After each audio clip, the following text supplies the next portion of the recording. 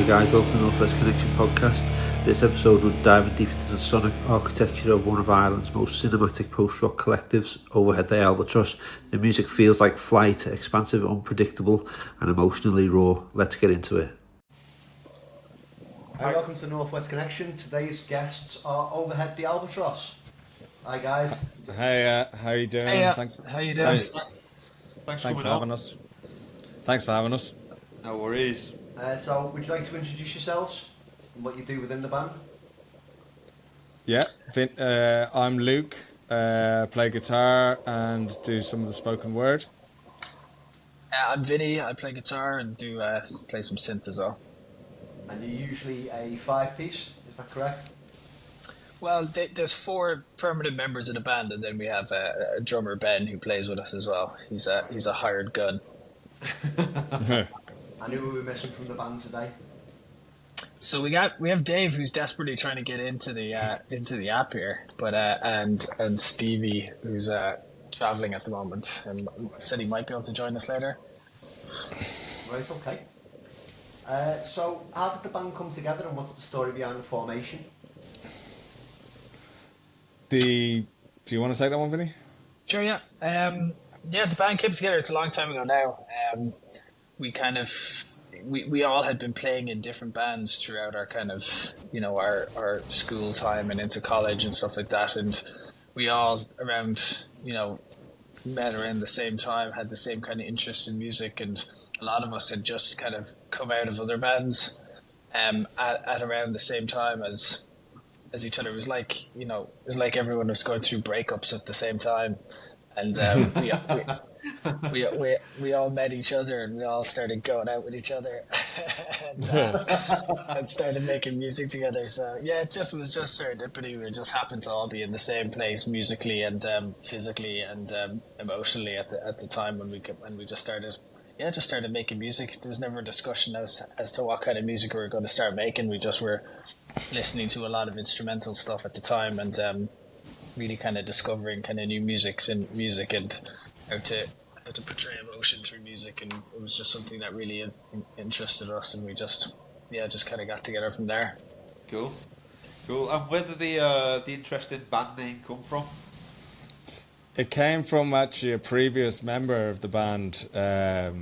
Joe Panama was the original bassist, and he had actually thought about calling it. He said when he first heard the lyric, like when he was like 15, he thought it would be a cool band name. And so when we got together and we were thinking out about a name, he just said, "I had this idea for a band name years ago," and I think it's a unique name because it's such a tongue twister that most people get it wrong, but also it's a memorable name because it's such a tongue twister and it's kind of like, I don't know, it's got a comma in it. Like it's a weird name, but It's also fun to hear what people like, especially when we were kind of starting out. The way people would be like, "Oh, what's the name of the band?" And you go, "Overhead the Albatross," and they'd be like, "Overheard on Dublin bus? What?" Yeah. Everyone always gets it wrong when you tell them what the name is. Yeah.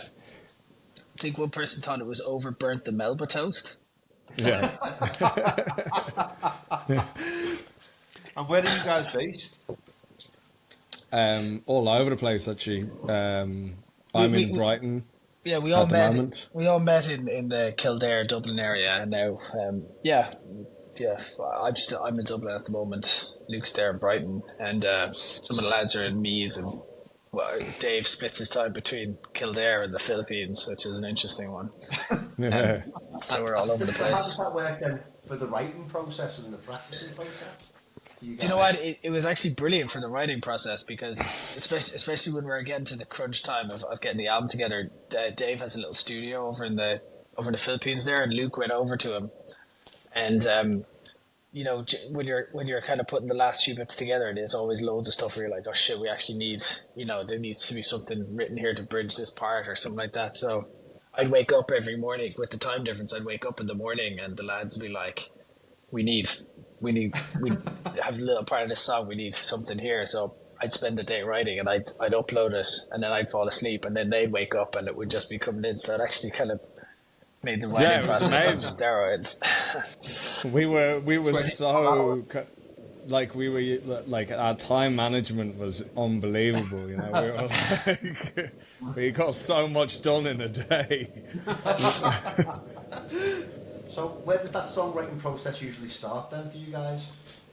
Lots of different things. I think it's either a riff or an idea, or someone writes something, someone brings it to the band, that thing gets destroyed and something else gets born out of it. But like, you can't be precious about your ideas anyway. That's lesson number one of joining the band. And we've had people who've come into the fray and have been not understood that ideas don't have feelings, you know. They just literally, they'll be destroyed as soon as you bring them in. You could have been working on a riff for 6 years, but if it comes into the band, it's getting butchered and it's getting turned into something else, Frankenstein, into some riff that you don't recognize. But yeah, so I mean, that's the writing process starts lots of different ways, really.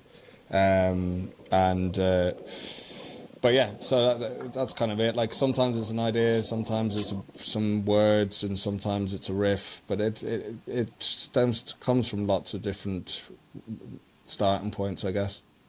And given how intricate some of your songs are, when do you know when the song's done? Aha! That's a good question. If you could figure out the answer to that, could you let us know? I think that's the first time we've been asked that question, actually. Still, we'll have to think of an answer for that one for the next time it gets asked. When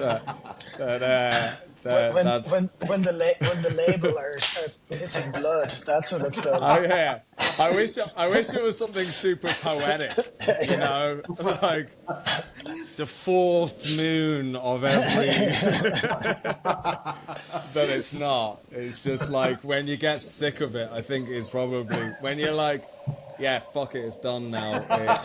There is literally no. It's funny, it's never really a thing that we even have to discuss much, because there are points, everybody kind of, you just kind of feel when it's done, and there's never any like a cathartic like, oh, that's done now, because you're just moving on to the next part. And because, you know, when you're working on one part, other things are kind of in your mind as well, so things just kind of end up being finished, and then it's not until you go back to it, you kind of go, oh, that part's done now.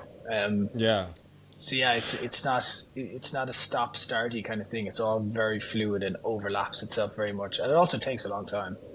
It is literally just abandoned at that one point, isn't it? It's like that thing. Yeah, you're done with it now. You've given your heart to that piece now. Yeah, and you're just like, I've got to let go of you now. You're out into the wild. You know, Godspeed. Do what you can out there in the big bad world. Where do you find a lot of the inspiration for your music from? Lots of different places. This album in particular was, you know, a lot of it was based in grief. We kind of had a hiatus there for a year, and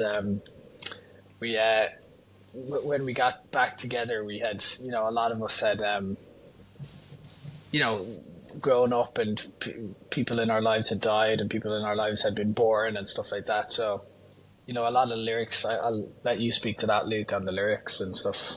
Yeah, some of the like, there's like when you're saying this particular album, it was more like life experiences that we'd all been going through in the kind of hiatus period between the first album and the second album. There was a few years where we were off doing our own things and living our own lives, but you know, like there's kind of like a cyclical circle of life journey structure to the new album, and I think a lot of the things that we've gone through just naturally fed into a lot of the meaning behind the songs and the feelings behind the album. And as we wrote stuff, the kind of idea of the album became more and more apparent, and how we started writing the songs, and then the meanings kind of inserted themselves into the songs in certain ways.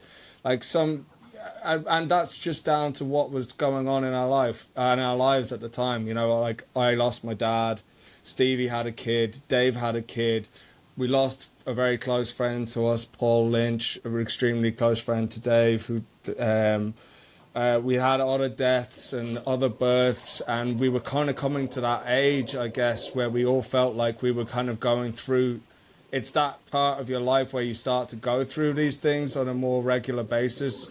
More and more people you know start to pass away. More and more people you know start to have kids, and more people you know start to transition from being the kind of young adolescent carefree person that you were when you first started writing music into something that was a little bit more, life became a little bit more serious, you know, in certain ways, and that just naturally happens. And it was that exact crossover I think we found ourselves in when we were writing the album. So if you listen to the first song of the album, the song's called A Letter, which is a kind of open letter to the kids that were born around that time and to the kids that will be born in the future about our kind of ideas of how to live your life at this point of our own lives. And then the second song is about death, and it's about a letter, kind of eulogy to my dad who passed away about 4 years ago. And then the song after that, Welcome Home, is actually a song that Stevie had written for his son who was born. And if you listen to the music and you listen to the recording that's on that song, you actually hear the first time himself and his partner heard the heartbeat of their son. So it's the sonogram, the little sonogram. Yeah. So, and you can hear their reaction in it, which is really beautiful, I think. Yeah. And that whole thing just became the theme for the album, which is from death to birth to the stages of life to ending with Paul Lynch to death again. And that wasn't an intentional thing how we started out. It wasn't something we sat around and we're like, oh, this is what we want to do. It just naturally happened. That's awesome. Yeah, it's so good. So can you give us your musical background and how you got into music? Yeah.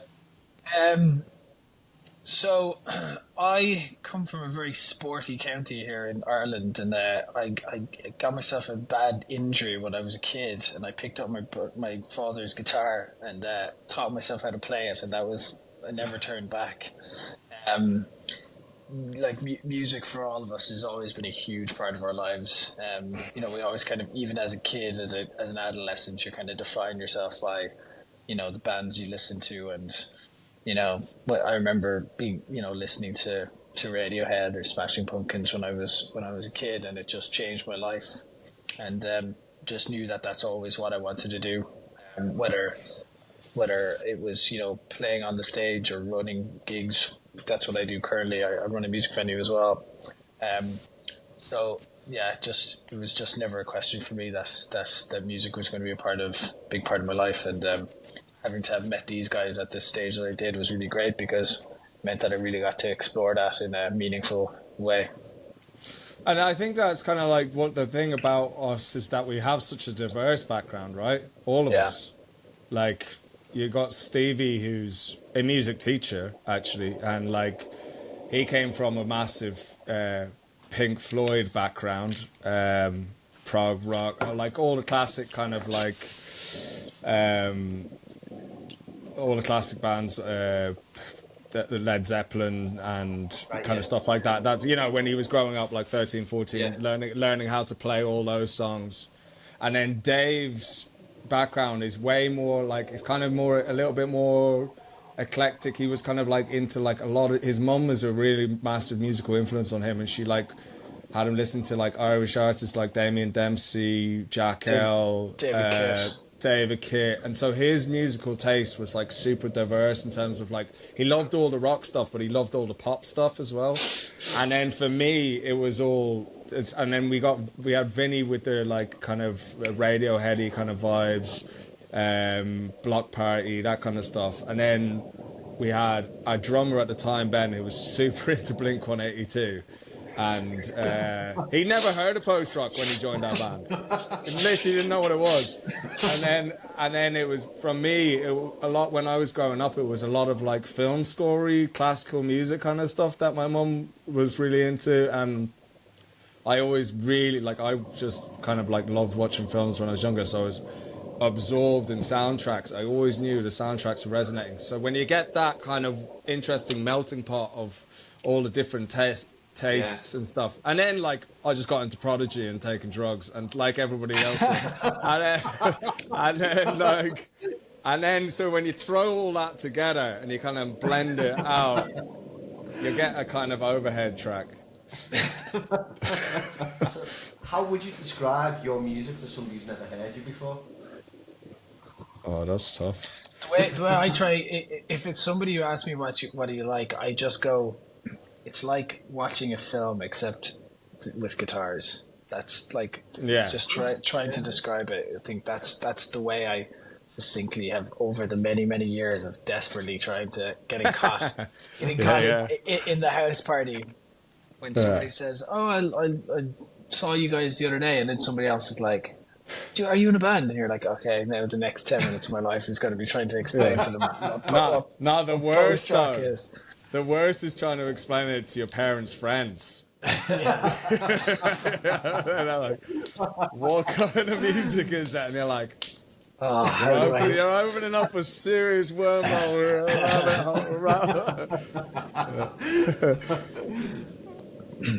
But yeah, I don't know. I'd say it's like Vinny said, cinematic post-rock, I guess. Since cinematic instrumental post-rock with spoken word electronics, some breakdowns. Started again.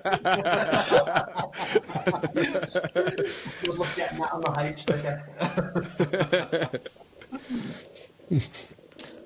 So do you guys have specific roles in the band beyond the music, like your artwork and your social media and stuff, or is it left to one person? No, it kind of all bleeds across. I mean, obviously people go to their strengths. Luke is our video guy, so he does all our visuals, all the directs our music videos and stuff like that. But I mean, we help when we can. But yeah, I mean, with social media, we all do all that kind of stuff. We all do it. We're very. It's the same as when we're writing music, where it's all very blended together. I mean, obviously people take on bigger roles. I mean, Dave and Luke had a much bigger part of the production of this album. I mean, just it's we there's a big overlap as well in kind of doing everything together. And obviously the visuals are a big part of your live show anyway, aren't they? So how much input does everyone else get into them once Luke's made a start? I know, it's very open. Like when we first, we'd always wanted to do visuals, and then I guess they became more intrinsically a part of the show when we wrote the song Time, with the Charlie Chaplin speech, and as much as we could, we tried, whenever we performed it live, we tried to have the projected from a Charlie Chaplin speech from The Great Dictator. Yeah. Which obviously got used by every single band under the sun. The biggest cliche of all time. But we always tried to use that. And then I think we'd always wanted to do more visuals. We kind of started projecting some of our old music videos back in the day. And then when we started doing the visuals for this album and stuff like that, it kind of became, oh, we'll do a little bit here and we'll do a little bit there. And we'd be sitting in the room together, literally being like, oh, well, we add this there. And we, like, one idea that kind of came when we wrote Paul Lynch and we wrote the chant at the end. Yeah. I think that when we got that chant, I can't remember who suggested it, but someone was like, we should put the words at the end, because it will be like an incredible karaoke session. So it was, we did that, and then you add a little bit more, and then you just start to realize, once you start going down that path, you're like, fuck, we're gonna just have to keep fucking adding more and more and more, So it's become a very big part of the show. I think adds a lot to the show, the visual aspect. So yeah, I think it's always been something that we wanted to do right back from the beginning. It's just we didn't know how to do it. We didn't know how to without other than at the time, other than hitting spacebar at the same time as starting to play, you know, which a lot of bands obviously used to do back in the day and still do. But when we started, we wanted things to sync directly with beats rather than just a general thing for a song. So yeah, having the two connected together was a huge part of it. So we're all on click, like, so, you know, so that it's so it's completely synced to the track. Where did I've seen the video going around from Paul Lynch recorded at Arctangent. Where did the idea for that come from? Because it's almost like a personal perspective flying around the stage, isn't it? So how that's done is that's just a 360-degree camera that's filming from the middle, right? And so how I did the edit on that, and basically what you do is it's amazing. You have the 360 app. And you can just turn around and you can see anybody on the stage. So I just practiced that movement, and you literally just record it in with your phone. So I just recorded it coming down to Luke and then going back to the band and then catching Stevie as he walked up that way. And then I'm just zooming in and zooming out. So it's literally just in the room here, just doing that. And I think that was like my third or fourth attempt to get it right there. So yeah, all that is, we just set up that camera. We actually have it, we set up that camera for almost all of our gigs, but that was the first one where it really kind of really looked good. Like I was looking at the footage. We played a really big show in China, and it was too big, so you can't really see anybody. It's too far away. So it was just like the right size of the stage and everything. So it kind of just came together perfectly. Awesome. And talking about live performances, what's been your favourite live performance so far? It's got to be a few this year that we've done. Have been. I mean, it's hard to beat that Arctangent show. That was just like unbelievably good. But Dunk was incredible. China was great. It's hard to rate them, to be honest, because like there's different things you like about different shows. It's like they're all kind of your babies in a way, because even like some of the really small shows, something would happen that is amazing, but then obviously you want to play the bigger shows. So yeah, it's tough to answer, but it's really hard to beat the last few shows for sure. And sometimes you just need the show to be good, right? Like it's like, you know, like the morale of the band is weathered, you know, like, and you're just like, you just are like, we fucking need this show to be good. And like, I think for me, like at the Dunk one, I think like there was just a bit of like, because it's so difficult being in a band and it's so time consuming and everyone's off doing their own thing, and we're in our late 30s, and it's just like, you know, it's like a really intense hobby in a way, you know, but passion and something that you wouldn't change forever.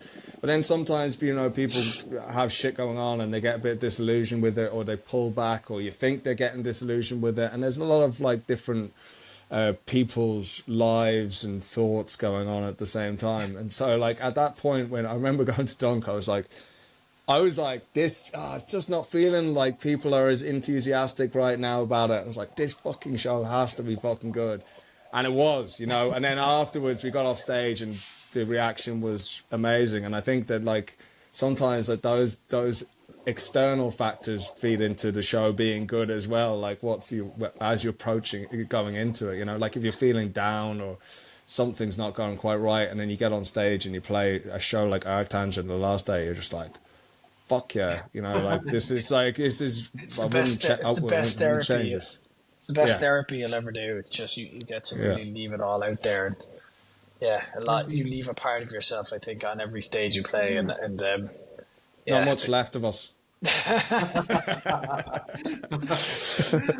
Obviously, your songs are very sprawling and intricate at times. So, do you build your set list to tell a story, or is it more about the energy and flow? Yeah, both. Both, yeah. Yeah, both. Yeah, both. It's very important. The flow of the show and the flow of the message has to be symbiotic, and I think that's why it's been kind of it's almost like it picks itself for the last while, because the album, we feel, has a flow that we really enjoy, that I think, you know, even when we have to, like with Arctangent, we had to cut down some songs and stuff like that in order to get, you know, a few more songs. You want to be able to give it a flavor of everything, but yeah, kind of, I think both, and yeah, the album helps us do that, because it's yeah, I think the way we play them is actually the way they appear on the album. And is there a dream festival that you'd love to play? Or a dream venue? Dream venue. Red Rocks, I guess. Yeah, that would be amazing. Yeah, we get that a lot. Red Rock. Yeah. I think That that place. place would sound very well as well, especially with the visuals that you guys Yeah, have on it'd be stage awesome. as well. Yeah. Can you organise that for us then? Yeah, we'll get on that after this. I don't know, Dream Festival. We've ticked a few off the list this year, really. I mean, if you had asked me this 2 weeks ago, I would have said Arctangent. Yeah. So can't wait to play Damnation. Damnation. It's going to be amazing. Yeah. I never actually thought we'd play like that. I didn't realise that I guess we didn't realise that the crossover between the kind of like heavier side of the metal scene and the post-rock scene, that there was that kind of crossover, you know. So it was like super nice that Gav puts on a few he goes outside lighter bands. I mean, Wimpier bands. I've done the last 3 years of Damnation and going again this year, and you definitely do need a little bit of a palate cleanser. Yeah. We're hoping for that. I remember we played years ago. We played a metal venue here in Dublin, and we were supporting our friends, Red Enemy, who are a metal band, and we were on first, and there was one person in the audience, and after the end of the second song, he just goes, "Lads, would you play a fucking breakdown?"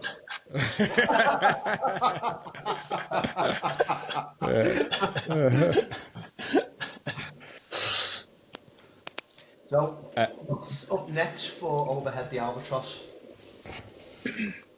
That's coming up in November now. We've got a tour with F, and we're going over to, we've got Damnation, which we're just so excited about. And then we're playing Glumar Festival in Germany. And what else are we doing, Luke? There's a gig in Paris as well. Gig in Paris that isn't announced yet, so we probably shouldn't say that, but...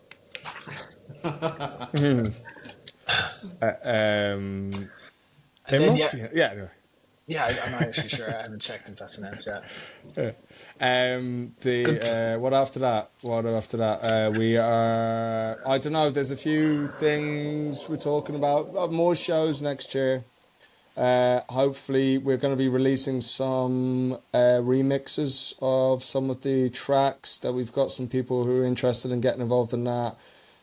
Maybe doing some stripped down versions of the songs that we'll release. Just kind of, you know, trying to make the most of all the incredible material we have sitting on the hard drives there. And then get back into hopefully writing some new stuff. You know, I think we're all itching to start writing. You know, all itching. So you hopefully new music next year is definitely the plan. Awesome. So we're going to move on to some fun questions now. So what was the worst music you used to listen to when you were younger? I love that you say when I was younger. I still listen to it. Not ashamed. Like, I'm a big pop punk fan, so like I still listen to Blink-182. I still think they're one of the best bands who ever existed. So yeah, that's my guilty pleasure, and it's not. I don't shy away from it at all. I'll put on Blink-182 right now if you're not careful. I don't know. I can't think. I can't. Like I only listen to good music. I haven't even ever listened to shit music. I think I've only listened to great music. if I say it's good, then it's the best now. I can't think off the top of my head now. I'm sure there's some absolute clangers in there, but I can't think. You probably listened to some shit grime in your time, have you? Yeah, I definitely listen to a lot of shit grime and a lot of shit techno, lots of dubstep, lots of shit dubstep. Remember that bit? Remember that little small period of life there? Yeah. What was the first gig that you ever went to? I went to an Irish band called the Revs, at a festival in Kerry, and the premise of the festival, it's called Puck Fair, and every year it's on about now, I think. Every year they get a goat and they put him up the top of a 4-story high scaffolding and put a crown on his head and call him King Puck. and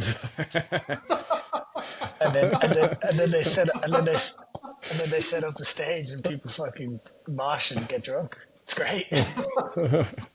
That's a real thing. I'm thinking of that one. Oh, Puck Fair in Glarglan. Check it out, guys. Serious. On the way into the town, there's a statue of a goat. Bronze statue of a goat. Yeah. It doesn't have a crown on its head, though, which I always thought was a shame. Does it have a crown on its head? Of course it does. Yeah. How about you, Luke? What was your first gig? First gig.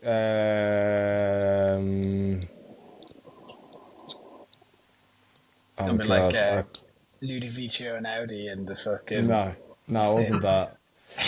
Wasn't that? I can't remember. I actually honestly can't remember. If you can only listen to one album for the rest of your life, what would it be? The only reason I can answer this question quite quickly is because, you tend to get asked these questions when you're in a band. So for me, it would be Hail to the Thief by Radiohead. It's just got everything. It's got everything I need. Probably go with 10,000 Days by Tool. There we go. That'd be my choice as well. Nice. Yeah, definitely. You also have the glasses if you need them. If you could collab with one famous musician, past or present, who would it be?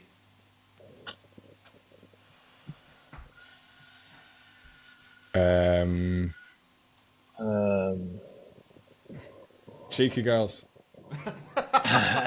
Can't be. Perfect answer. Next, we don't need to hear Vinny's suggestion. We're done. That's fine. I'm gonna say Hans Zimmer. Oh yeah, that'd be good. Yeah. And the Cheeky Girls. That's a fucking banger. That's a banger of a collab right there. That is definitely Hans Zimmer with Overhead the Albatross. I'd love to be in the room where Hans is trying to dictate to them like what to say. Please, girls, please. Please. You come in on the 4th, please. Now, recorded at the Go Festival as well. Perfect. If Overhead the Albatross was a film genre, what would it be? Don't think it would be science fiction. I think it's going to be more.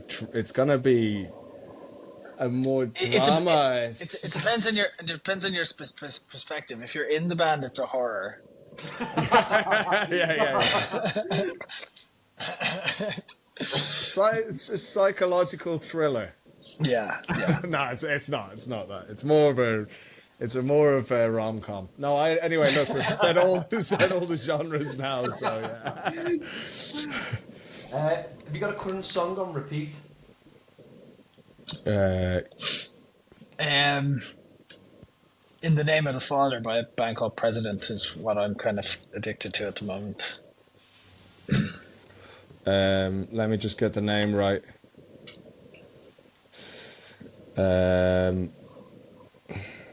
It's Reed Willis. Cheeky Girls. Cheeky Girls. Cheeky Girl. Have you heard the new Cheeky Girls with Hans Zimmer? Underpunished by Reed Willis.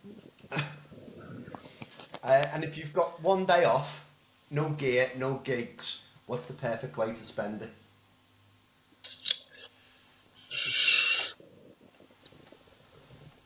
Probably going to gigs with my gear.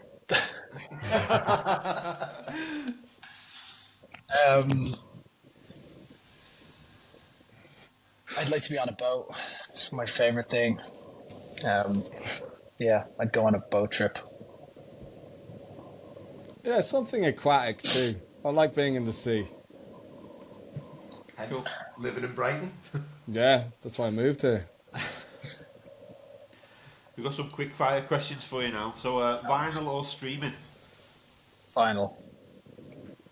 I would love to say vinyl. I have vinyl, but I just stream all the time. It's too convenient, isn't it? Yeah. Too convenient. Night gigs or daytime festivals? Gigs or daytime festivals are good. Yeah, I think I would have said before, but yeah, I would have said one before, but I say the other now. Moody synths or crunchy guitars? Say that again? What was the Moody synths or crunchy guitars? Moody synths. both together? Like, I has to be here. Like, that's what we are. The thing is, if I listen to a crunchy guitar, I'm going to be like, ooh, this could use a moody synth, and opposite way around as well. Yeah. So, Sorry, I know that's such a cop out, but hey, I like. Whiskey or beer? Not allowed to drink whiskey, so beer. Studio magic or live chaos? Studio Magic. Studio Magic. Delay or reverb? Delay. There's more. You can play with it more. Delay is basically a reverb, and you can't. Yeah, you can turn delay into a reverb. I'll go with reverb just to be different to Vinny. Oh. No.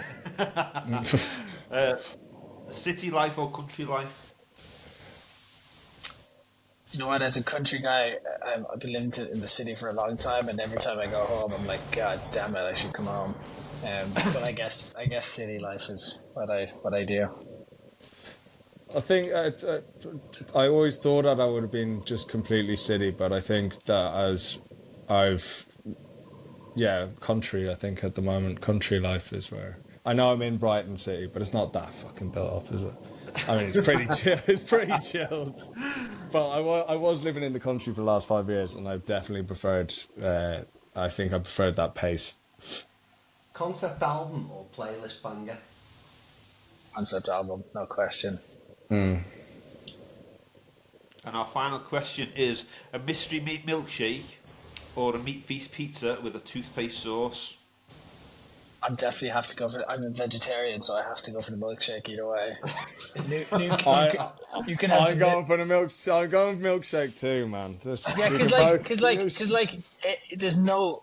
What could be worse than a meaty toothpastey sandwich? I mean, unless there's actual feces in the milkshake. Yeah. Which even still, I'm like, at least it's more savoury than fucking toothpaste. Well, thanks for coming on, guys. Really appreciate it. Thank you so much. Looking So forward what? to in November at Damnation. Yeah. Brilliant. Very excited. Great. Thanks a lot. Thanks, guys. Yeah.